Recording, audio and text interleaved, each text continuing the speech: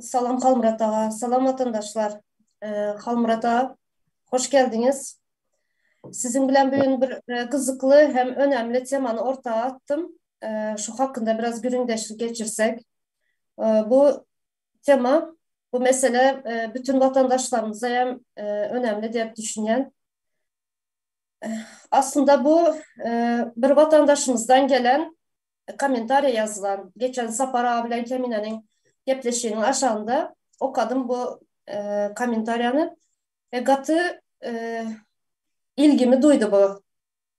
Şunu azından okuyup geçin, son siz şu hakkında şu barada öz bildiklerinizi, düşündüklerinizi aytıp geçersiz. E, Bu yazan vatandaşımız Asuda Türkmenim de vatandaşımız yazan.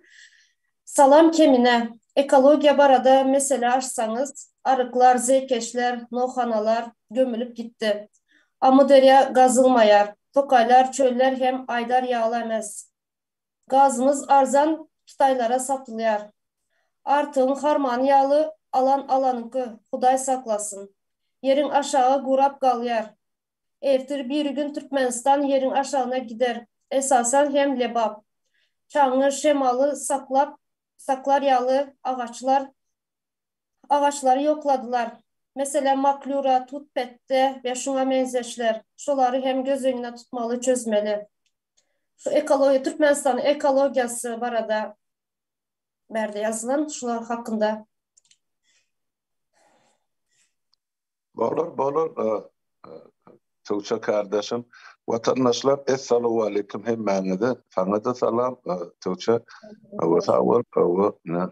Sohbetleşige çağırım için ilkincilerde kimi ekranı çıkıp dur. 3 yılın devamını. Elbette kızıklı soru yazıptır vatandaşımız. Benim gördüm onu şu tayda. Türkmenistan'ın ekologiyası var arada patikan mesele var. Burun edilecek olsa. Düyüplü meseleler var ya, düyüplü kemçilikler var. Eseter dargalı var. Ama şu Karahum kanalı insan düşürüldü. Ne için? Sebep eser devrinde çoğu büdjetten ya devletin kazmasından her yıl pul veriliyordu da şu kanalın özünü arasalamak için, arçamak için, kamıştan, beylekten, läbikten ayırmak için bütün uğru boyunca o 1100 kilometrelik Karahum kanalı var bizde Türkmenistan. Ondan sonra o şahalara bölünüp gidiyor da velayetlere, etraflara kalkavları Miyadayhan birleşiği son söz bilen aytsak atlar bilen. Yani şu zatlar 30 yıldan beri eyyesi zararlı diysek yanlışmar. Eser devrinde bir topar zemsnaryatlar vardı, ekskavatorlar, yani kanalı arçayan ya yaplar arasalayan. O zatlar tarihte galy, şol işleri men öz bilýän zatym esasan Daşow welaýatyny mysal getirip şu welaýatyn magarify işler yani mektep mugallimleri ayaly erkegi tapawdy ýok ellerine pil alıp gidip şol yani kıyapları el bilen arassalýar. Olar mod işleri yani. Olaram şol işleri mod etmäge mejbur. Näme üçin? Sebäp o benelen özüne mugallim bolarlyk derejedäki ilim bilim ýok. O diplomlarym satyn alynan pul ber.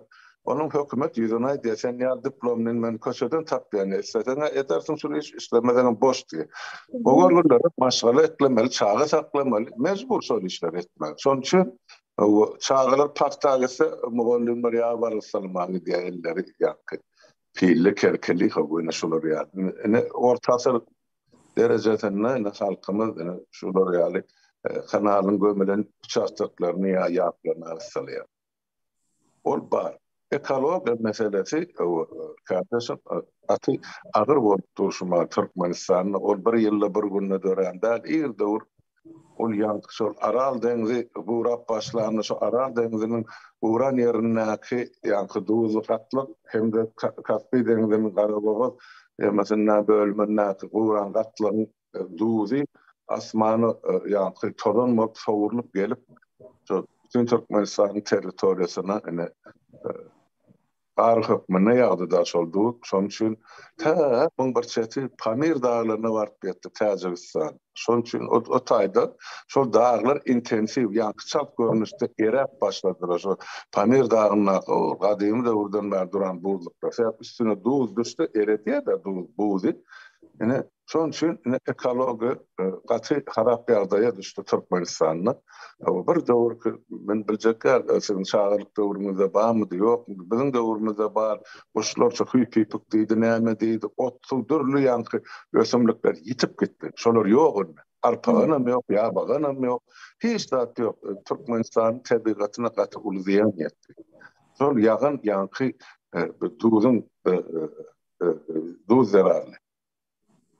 Bu alatmany alada diýen hökümetem ýok, döwletem ýok. Ol bir. Ikinciden, geçen ýyldan bäri biz ýyly derlik bir näçe çykyş etdik. Esasan taparagy ýaşytlarymyz bilen çykyş etdik. Şol Owganistanyň şol Amderyan ýemesini ýoluny kesýärler. Ya suw özlerine alýa bäri Türkmenistana gaty az meşgul suw gelýär. Soň olam boljak. Birinciden bir wawaly ýa-da dawaly mesele mana halkara derejesinde çözmeli. Eger suw olam bolýan bolsa, diýmek toprak biziňki bolýan bolsa, bir zatlaryň sırryn ola bilen hasaplaşyp geçirmeli o döwlet bilen. Ýöne suw olamkyda la Täjikistanyň akyp gelip Owganistanyň üstünden geçipbaýdy. Diýmek bu taýda üç döwletiň arasynda bir döwletli maslahat edilip şu meselelerini çözmek gerek. Yani bizimkiler näme diýär? Bu çözmekden aňyrty daşda dursun. Bular şo gelenje suwum isrip edip owene degişli terde ullanyp bilen aklar. Ya suw akyp ýaty meýdany ýa-da asla suw ýok. Onu daýhan birleşikler üçin ýa patrodalan razdalanmady üçin. Gaty uly problemleri bar. Ekologi meselesinde. Adamlaryň agyz suwy SSR döwründe gaty uly problemady. Bu problema esasan biziň daşagy welaýetimize degişli. Şabadyň suwuny şo döwrem hiç kim içi bilemät, durşuny dur. Şoň üçin ýaş gelirler ýaşasynyň gaýdardy çağısynyň giderdik. Kellesi elsi aýapsa doglan çağıra şo döwrem bardy men ol iş alyp garamsan bilýän 90-njy ýyl boýunça. Ine biziň halkymyz bir tarapdan birlik ýaty, saglyk ýagdaýyna da gaty uly ziýan ýetirdi. Onun için aýtmagy zatkan, kardeşim, eger özüňiz bir zat goşup aýtjak bolsaňyz şu meseleleň üstüne belki lewap topragyny, mary topragyny nähili ýagdaý. Balkana gerek bolsa men onu aýdyp berer. Halmurat aýaň aýdyp geçdiňizde mugallimlary çärilere çykarýarlar, zeykeşleri temizlemek için de. Bu aslında kimin işi? Mesela bizler çağa vaxtımızdan bizler subotnik dep çıkarýarlardy şunyalı yerlere. Häzir indi mugallimler çıkýar. Aslında bu kimin işi? Kim etmeli bu zatlary? Ýanky Mesela Türkiye'de belediyede nemesi var. Belediye her yeri belediye temizleýär. Belediye demek yani hekimlik bolýar. Birinjiden suw hojalyk ministerligi bolmaly. Kardeşim, şuna jogap berýär bütün respublika boýunça. Onun 10 yerli bölümleri var. Şäher suw üçinçiligi, ýa etrap suw üçinçiligi, ýa o hojalyk ministerligi şolar bilen beleleşip umumy iş ediler. Çok paylaşılıp verilir. Her bir etrafın, vilayetin uçastağı var ya, bölük yeri var. Şonu olur, esevançılık etmel, gözevçilik etmel.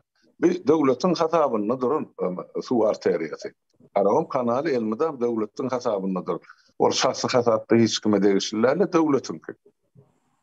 Yani devlet öz borcundan el çekti. SSR kılınan son. Näme bolsa şo bolsun hep kanalym ösüp gitdi. O kanalyň içine o ýykylyp ölüp ýatan haýwanlaryň sany sajaly ýok. Ondan o suwma adamlar içýär. Antisanitariýa durşuny bizeken habar gelirdi. Suwlar xolorlanan ondan milletiň şol sarlama keseli, içgeşme keseli, çağalaryň ölümi, ýaşanalaryň ölümi hemme şol suw bilen baglanýar. Köpedi. Ýmit bilen suw ikiside. Ne şoň üçin bu mesele boýunça Türkmenistanyň saglyk saklaýyş ministri sanepidstansiýa gurulugy işlemäňse ine şular ýaly gözüňi halla biziň katastrofa bu. Kesinlikle. Yeme de bar da berde yankı Balkan vilayetine olurduğuna şu dağdan gelen sulardan, ıskıvajınlardan alıp millet sulu olur. Sonra kanal çekildi 80. yılın başında 70. yılın ahirinde şorgazlar da geldi onun ağrı turvalap aktırdılar da qadıncıqdan soň nebitdağı Krasnovodska yani şu turvadan akyan suwun emesi muqdary az birinciden ikinciden hil gatyp adam ağzına alıp içeri al suwda. Onu kontrol eden adamım yok, devlet kurumasam yok. Yani baştan savunmalı. Yani şunun için adamların ömrü ören gıysadır Türkmenistan'da. Hani ayetlerden kemine bilen sapara gürleşen Türkmenistan'da ortaçı yaşıma 46 yaşlık görkeziliydi. O ne yaşmışsın 46 yaş? Dünyada verilen sonki klasifikasiya boyunca 44-45'e geçençe adamlar, şu 20 yaştan ömürlük yaş adam bir pasadı, juvan. Demek, juvan ömrünü kıdiyada bulan orta yaşı. Kim o tayda Türkmenistan'la, yaka adamlar, ayratın adamlar, olay mesela 70 yaşa, 80 yaşa yetiyen katı seyrektir Türkmenistan. Men yaşap oturup Şübetse devletimde orta yaş 80 yarım diýip hasap edilýär. Yani Türkmenistan'da 46 bolsa bizde 80'ne yarım. 24 yıl. O bu 80-90 yaşlılar o sapara gaýdy da tokoydan atýar. Yok bir tansa da gidip böyle hepden cuma günü 6. günü yine akşamlarına gidip tansa oynayanlar ya yenin bir yerlere siyahat edýärler dünýäň 4 gündüne aýlanyp görün pensionerler bar be. Kan o wamyzda da bar şu 90'dan geçen ýüze ýetip barýar 5-10 tane adam bar. Görüp otursa ölen atıp berk duýýany gaýok sagat. Ene şoň üçin sağlığa seredilýän döwletlerin millete mene uzak ýaşaýardy. Şona çypar. Şuradan şu yazılan näme bilen gitsem, ertir bir gün Türkmenistan yerin aşağına giderdi. Esasen hem lebap, kaňy şemaly saklar ýaly ağaçlary yokladılar diye. Az ine şu bu lebap diýeni ben öz çarjowum hakynda aýdyp berin. Çarjow häzirki ady bilen Türkmenabad. Şurada bizler kiçik wagtlarymız bir aeroportun yolu var. Yazıp köçedip. Şunda ağaçlar vardı. Maklura ağaçlar. Toplu oluyor böyle şarikli. Yani şu ağaçlardan vardı. Hem yeri sayalık. Şamal diyen zat yoktu bizler kiçik wagtlarymız. Ben bilýän. Benim yaşımdakilerde hem hazır öyle janadan wagtymız çağlar. Her janadan da yani şamal bolup duran dedi. Hiç gözünü açar ýaly däl dedi. Şu ağaçlardan bolup biler mi Halmurat ağa? Elbette bağlanışıklı. Elbette şunu yazan. Elbette bolup biler ama kardeşim ne için yok. Sen o zaman bizim çağırlık dövrümündeydi yani şu Balkan vilayetine çağa süýşerdi. Şu yeme qadıncık bilen nebitdağın aralygyny ondan soňra ýa-ni nebitdağ bilen yeme gumdağımız bilen ol helete çelekeni çykylýan ýoly elmeden çağa süýşýär. Şu çağan süýşmediň öňüni almak üçin şu tak ýylgyn ekerdiler. Ya da ýörüýte otlary şu kvadrat örüp goýar da çağa süýşmediň üçin. Bu yerde bağ ekilirdi. Mümkün yerlerine yankılı bağın bereketli toprağı var. Suğu da adı var. Bu nimettiler. Şu aydiyana yerine de şu yankı eteler yıkılırından son başlı bağırak bunu Türkmenistan'ın tokoy hocalığı olmalı. Yok. Bunların ilatım hükmen bir zat yakmalı, unlanmalı, tandır toğluk gerektir. Bilemem hocalığına neyme gerek. Ya gidiyorlar şu tayda deyinceliyalır, otlayalır, son kodunu ölçürmen, gaydiyalır, tokoyu o da diye. Karın, ya pis ağaçları, köpçülükleri yok ettiler, yıktılar, nimettiler. Şeydik tabiatı katı ulu ziyan yetirdi. Men bilyen zandım, men yaş dövrümde, hiç asan eşitmenlik, Levap vilayetini, şular yani tüveley turup, bunu tutan elenli. Yok. Yok. Ine täze dören zatlar muňa sebebi şol ekologiýanda aýyladylar.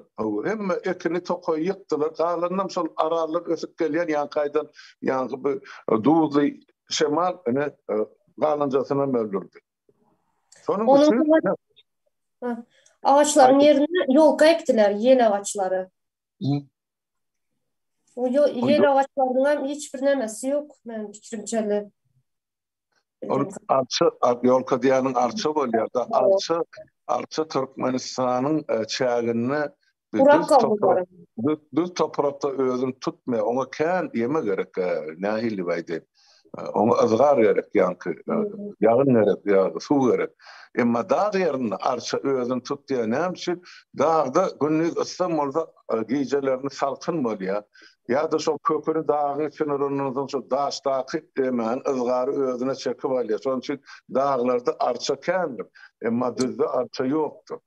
Yani şu dağ arçalarım ene şol aydayı bütün köpek dağın uğrunu köpesini yine şol köytanlardan maslahatta Balkan nağlarını kesip alıp gittirir adamı. Bir zatlar yakmalı, gününü görmeli, cay görmeli, onun üçüne gerekmeye bilemek ne hemen ullanayan bolsalar. Sonra başlı baharat alıp getirir. Ondan sonra sadık diýilen mesele var, sadık bilýänsiniz Türkmenistan'da. Esasy şu çägäni saklayan sadık ganyň çeti şular ýalyk.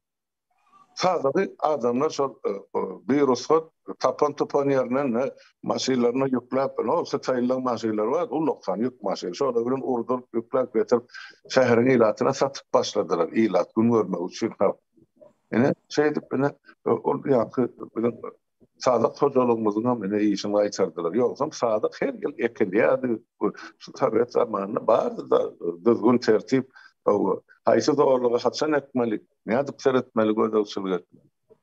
Inni ýok şu zatlar. Şoň üçin mene Türkmenistan ýa-da dogry bellap geçdiňiz. Gaty ekologik taýdan mene katastrofal öňüne de däle bir çetinin içine girdi.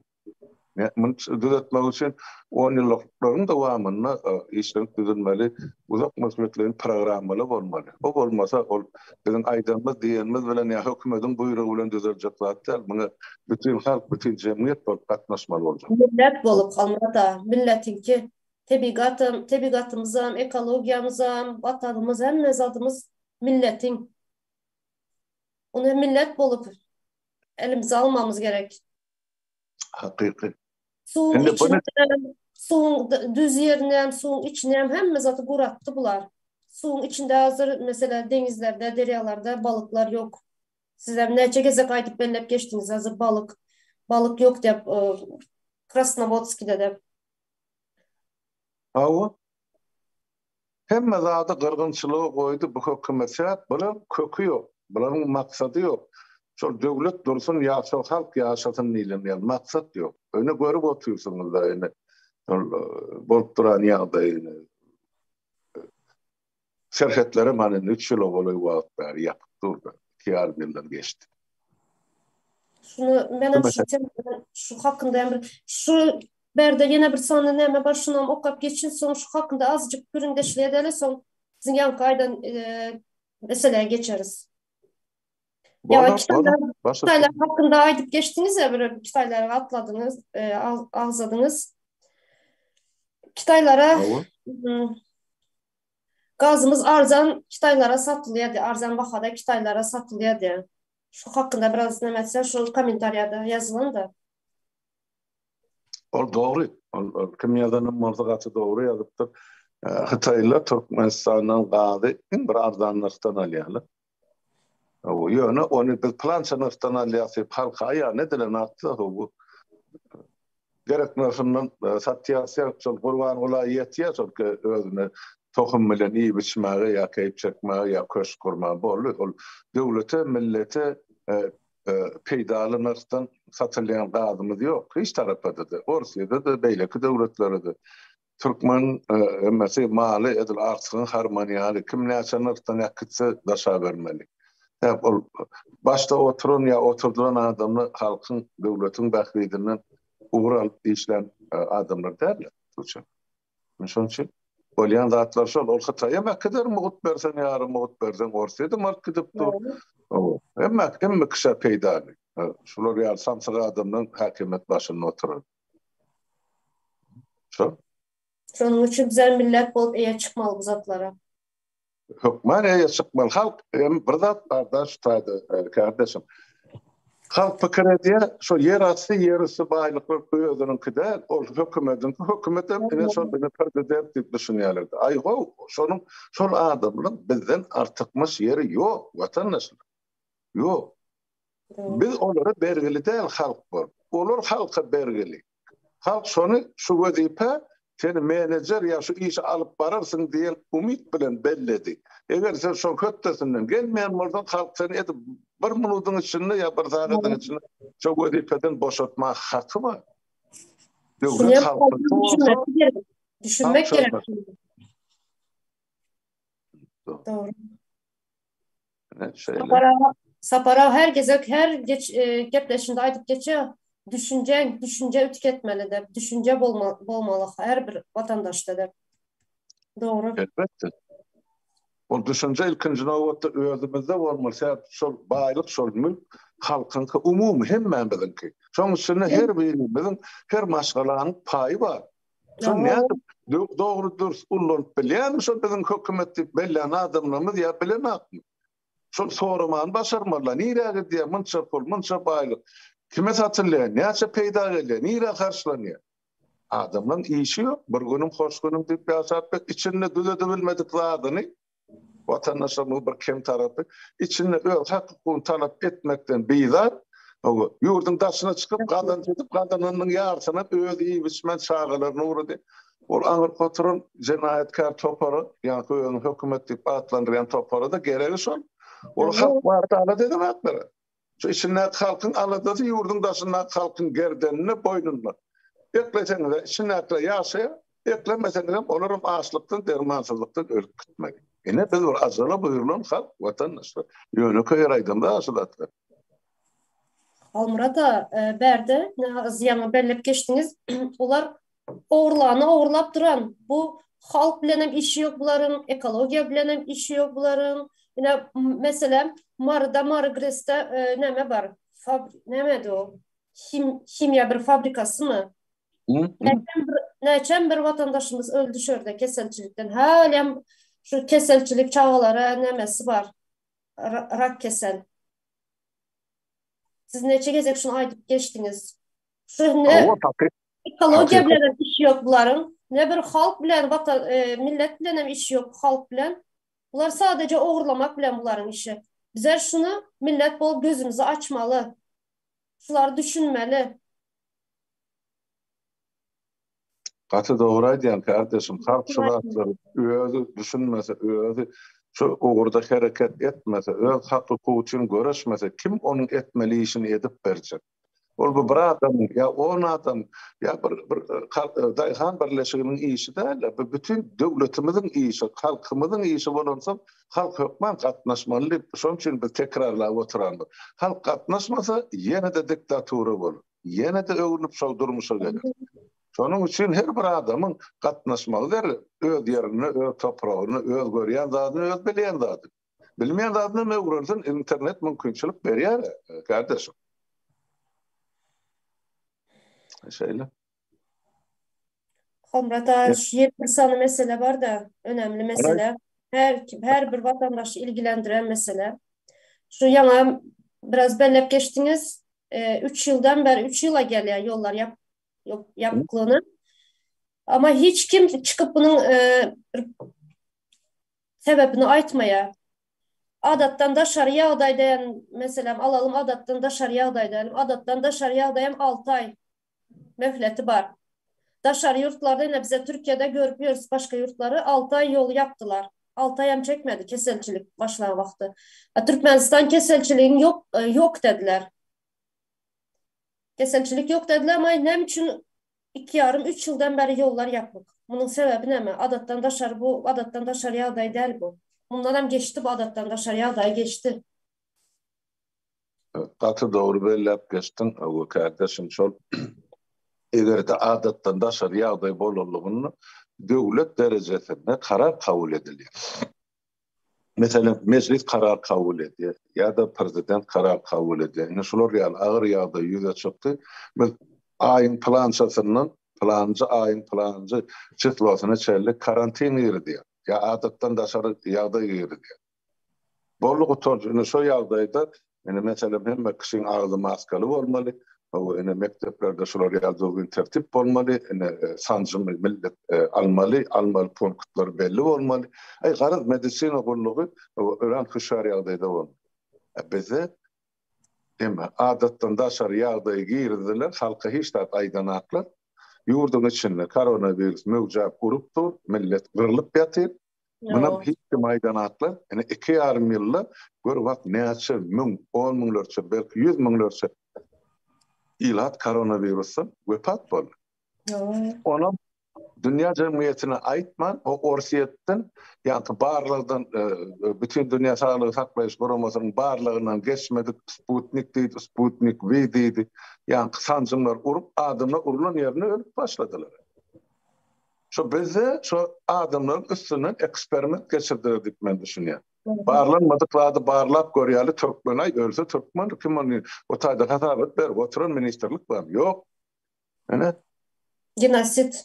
Genosidin olursa şol ne şey diyor men adamlar şu hazırki şunu şeýle gyrlyp otdy. Emma koronavirüs hiç şerik gidemek ol bar mevcut boşap yenem mevcut yenem gelip gidip dur. Ana şu marşı verse de yine de koronavirüs gidip dur. Yani bize yapan aklara devlet hükmünün. Ana turistler eylagim gidip daşına da çıkıp dur, içine de gelip dur. Yani yeri geldi ayday vatandaşlar. Men şu mahal 3 hepde olup var ya men koronavirüs bilen kesellen. Yani otuyla önümüzde. Yağdaya oraya çıkış ediyen elbette ön sağlık yok. Adam bedenini, tenini kovuşup duruyor. Yani şu ne yapsın? Oturup bilen sebep ol. Şu staydı barlardan sinadın mesela Pfizer diyen yine sancımın ikisini alıp yetiştim.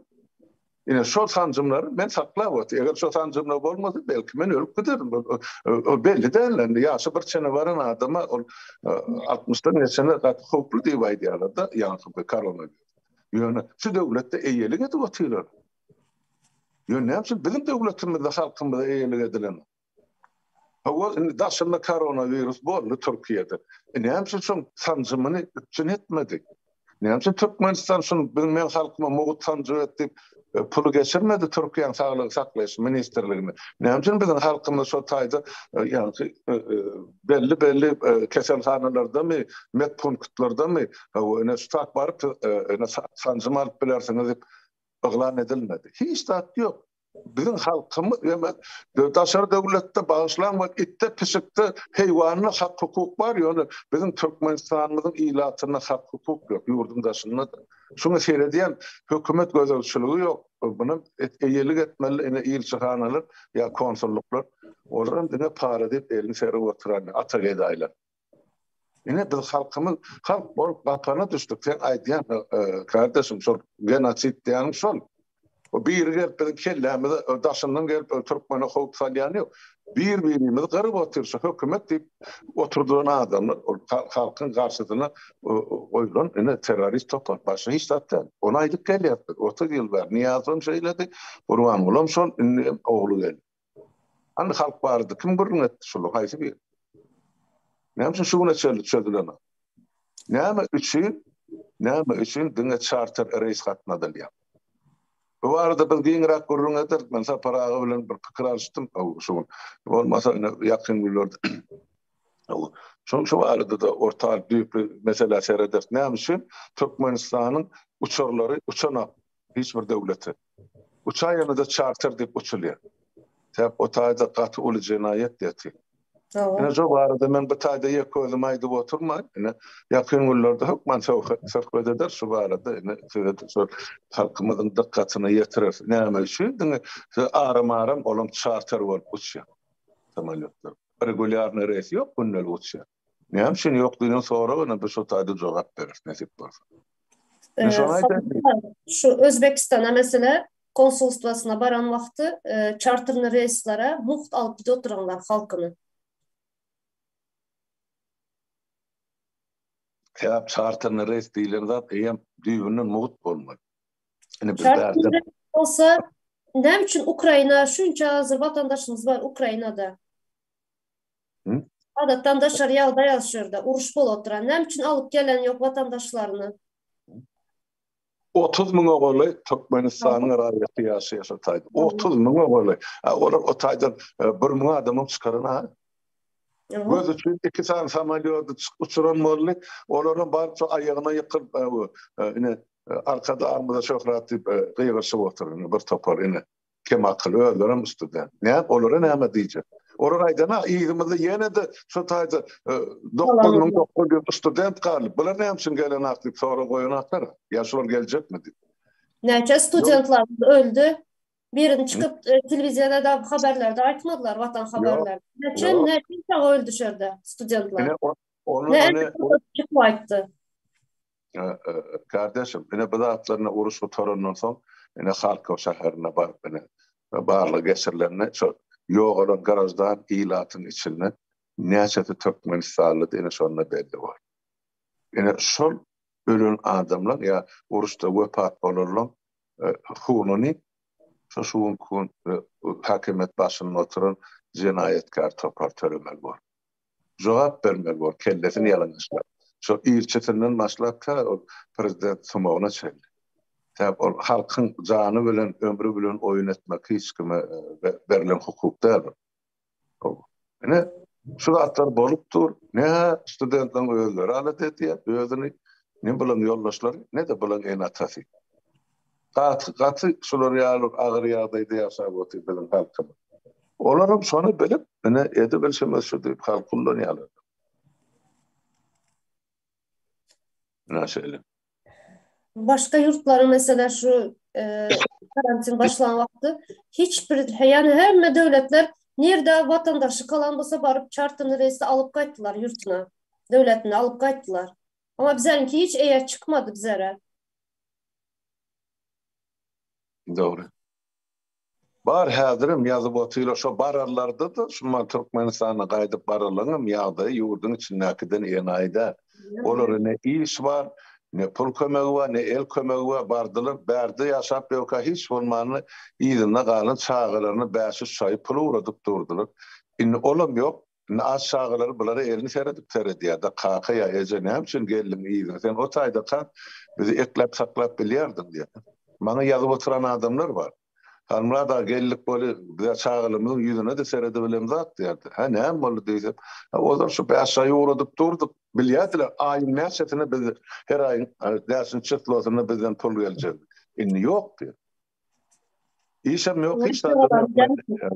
O gelenme künýän näde bastı doğru düşünüp da her bir ene ata o öýüni owasyna maşgalasyna çağatyna gowuşmagy arzuwy. Gelin de olar o puş olup durdu. Olar sen ağzına seyredip oturan ne bir cüce. O da senin elinden nimetlenýärdi. Indi ol ýok. Näme etmeli? Mene soragym bar. Ara şeýle kardeşim. Şu 25. iyul ina şu ayın 25'inde giden İran'a gidenler o teze havarda daha 2 gün 1 gün boldu gelenler. Şu İran'ın üstü bilen giden bir vatandaş karantinada yatan. Karantina girmeden ön $300 bersen karantina almayas. $300 bersen karantina almayas depdi. Bolmasa hem bir hafta karantinada yatıp çıkyan. Bu näme demek? Pulun bolsa karantin yok. Kesel bolsa mi berýärler, pulun bolsa boldu. Gittan adamları kesele ýokuşturýan nämet bolýar diýişin pulun töresem bolýar. O taýda bir dogry düzü goýulan sanitar düzügi näme ýok. Hemme zat para pula ýatan. Bärden iň çykarasynyň başlap da Türkmenistanyny kabul edýän guramalara çeldi. Indi ýamuş çykarypdylar. 1 awgustdan maska takmaly ýene dep kesel çyk oturanda. Yok, maska takılsın, takılmasın. Onun bir öz möhledi var da, mövcap uruyan möhledi var. Onun adrak geçen möhledi var. Ayak üstüne geçirilen yağday var. Eğer vaksinası alının olsa, ayak üstüne geçip bolyan ekenne. Kızgının bolonludur. Näçe temperaturan bolsun?